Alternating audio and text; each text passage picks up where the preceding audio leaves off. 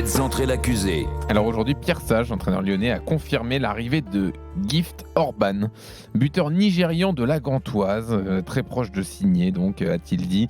Nos confrères de l'équipe parlent d'un montant de transfert de 13 millions d'euros pour lui.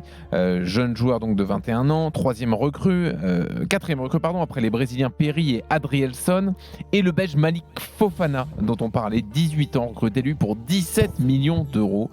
Donc des jeunes joueurs, pas des joueurs d'expérience recrutés dans ce mercato d'hiver, même si la piste Matic ne serait toujours pas abandonnée, le Rennais. Mais avec ces profils donc de prospects aujourd'hui, de joueurs à potentiel où on peut éventuellement penser à une plus-value lors d'une prochaine vente, le mercato lyonnais est accusé de manquer de cohérence pour une équipe toujours pas sauvée en Ligue 1, qui joue le maintien. L'accusation est menée par le procureur Jérôme Roten. Bonsoir. Bonsoir à tous.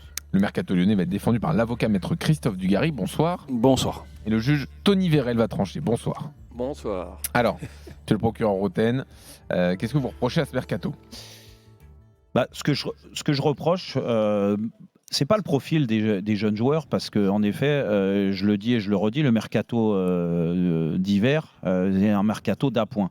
Donc d'appoint, ça veut dire soit tu dois compenser une grave blessure, soit tu compenses le départ d'un joueur phare parce que tu peux pas refuser les offres, soit tu augmentes ton effectif à travers des jeunes joueurs comme Lyon fait. Ça, il n'y a pas de problème à ça. Mais quand tu décides de recruter ce genre de joueurs, et tu le sais que ça passe par là sur un mercato d'hiver, c'est pas ces joueurs-là qui vont te changer le profil de l'équipe et les résultats. Pour moi, c'est le mercato estival qui te fait ta saison. Après, tu réadaptes en fonction de tes objectifs et ce que tu as besoin sur le mercato d'hiver, mais ça ne change pas la structure de l'équipe et la phase de l'équipe, parce que c'est les joueurs qui sont là, qui ont été pris il y a encore quelques mois ou il y a quelques saisons pour t'apporter de l'expérience, de la qualité, parce qu'ils ont réussi au très haut niveau. C'est ces joueurs-là qui te sortent de la merde, de cette zone rouge à Lyon. Et pas les autres, pas des jeunes joueurs. On l'a vu, des jeunes joueurs. Il y en a eu dans l'effectif depuis le début de saison. On a dit beaucoup de choses, on ne va pas les juger, les gamins de 17, 18, 19 ans qui jouent à Lyon et qui ne sont pas bons et qui ne sont pas performants, et il y en a d'autres qui sont déjà repartis au Brésil, et il y a des jeunes qui ont été pris aussi à Lyon, qui ont joué quelques minutes mais qui n'ont pas donné satisfaction. Donc ces joueurs-là, il faut prendre le temps avec eux, parce que ça reste des jeunes joueurs, et dans une situation compliquée, encore une fois, ils ne vont pas avoir beaucoup de temps de jeu, parce que sinon le club va s'effondrer, comme ça a été le cas sur les choix de Grosso, où il a préféré la jeunesse aux joueurs d'expérience. Et qu'est-ce qui a fait Sage quand il a pris l'équipe ? Il a remis des joueurs d'expérience pour essayer d'avoir des résultats, et il les a eus sur le mois de décembre, même s'il y a eu cette défaite-là contre le Havre. Mais c'est peut-être qu'une piqûre de rappel, et on en a déjà parlé en début de semaine.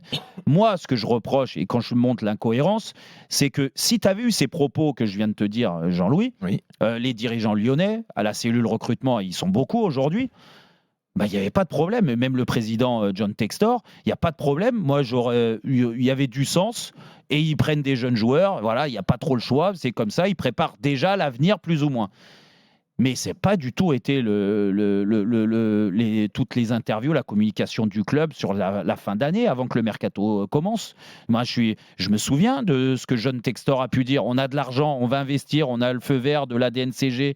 Donc, on va investir, on va changer cette équipe, le profil de l'équipe. Mais tu nous prends pour qui ? Pour des idiots, en fait. Parce que tu crois que c'était des gamins de 18 ans, 19 ans qui jouaient, je ne sais pas où, à la Gantoise ou d'autres clubs, comme tu l'as dit, les deux qui ont recruté, là, qui ont été recrutés, les deux autres joueurs, c'est eux qui vont avoir du temps de jeu et qui vont prendre la place des Tolisso, des Lacazette, des Lovren, des Tchaleta-Tsar, des Lopez dans les buts. Non, c'est eux là, que je viens de citer, qui vont sortir la tête de l'eau. Et toi, montre un peu de cohérence dans tes propos. Et vu qu'il y a beaucoup d'incohérences, et c'est ce que je leur reproche, ça montre aussi pourquoi le mercato d'été a été raté. Parce que les mêmes personnes sont encore à la tête du recrutement, Jean-Louis. Et encore une fois, Louis-Jean, le responsable, l'erreur est humaine. Mais excuse-moi, quand tu te trompes autant sur un mercato que tu as fait cet été, Mathieu Louis-Jean, excuse-moi de penser qu'il n'a peut-être pas les compétences pour gérer un grand club comme l'Olympique Lyonnais. Alors, aujourd'hui, vous allez me dire, c'est Friot qui s'en occupe, mais Friot, c'est qui dans le football, Friot ? Il faut aussi relativiser. Friot, il profite juste de la carte olympique de Marseille. Mais Friot, il a fait quoi avant ? Qu'est-ce qu'il faisait à l'Olympique de Marseille? Est-ce que c'est pas Pablo Longoria qui faisait tous les coups?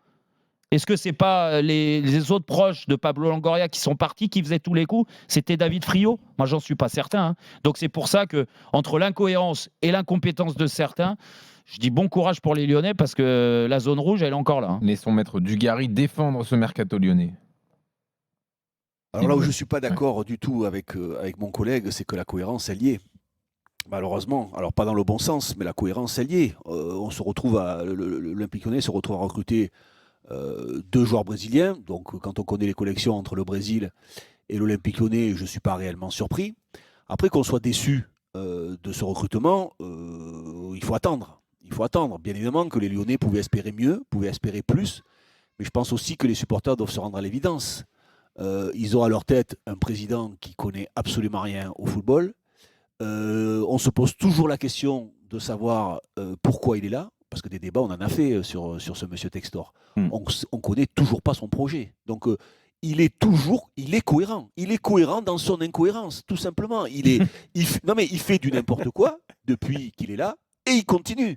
Donc on ne sait pas où il va, on ne sait pas où il navigue.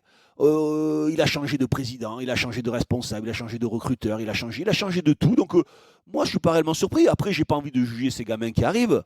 Alors ils sont pas si jeunes que ça. Lucas Perry il a 26 ans. Adrielson, il a 25 ans. Oui, ça, c'est les 2 qui viennent de Botafogo. Mais voilà, les autres, de Botafogo, et les autres sont plus jeunes. Par voilà, contre, plus jeunes et plus chers. 18 ans pour Malik Fofana. Et l'autre aussi, l'attaquant qui est un joueur prometteur, qui est un joueur un peu caractériel. Voilà, bon, ça peut fonctionner, mais il y a quand même quelques points d'interrogation. Mais c'est un joueur quand même à fort potentiel. Donc voilà, il est dans ça. Il est dans une espèce de logique qu'il dégage et il est ce qu'on déteste tous du football, c'est-à-dire prendre une multipropriété. C'est-à-dire que ce monsieur, il est tout ce que je déteste du football. Et il le montre à travers ses recrutements. C'est-à-dire qu'il est copropriétaire d'un club à Botafogo, donc il prend des mecs de Botafogo pour les mettre à Lyon, donc imagine ce qui se passe.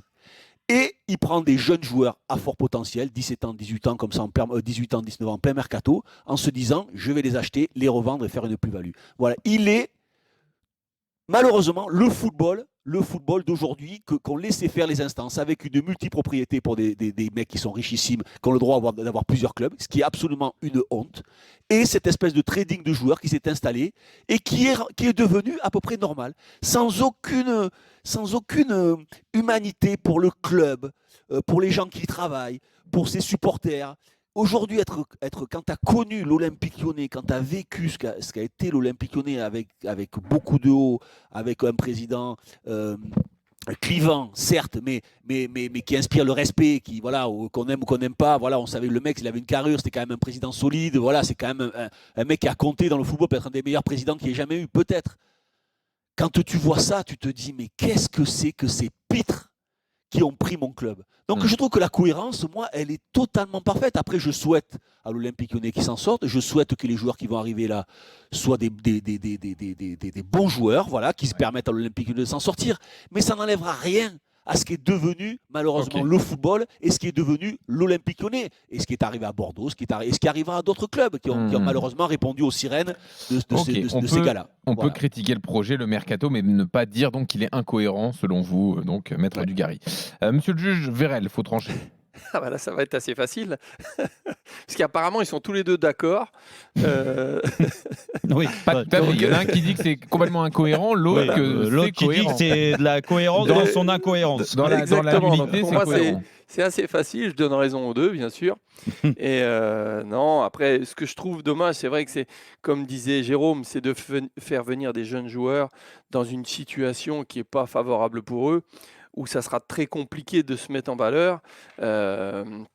Donc c'est vrai que parce que tu fais les choses pour les mauvaises raisons, Tony, parce qu'ils les font venir pour des mauvaises raisons. Oui. Ah oui, mais certainement.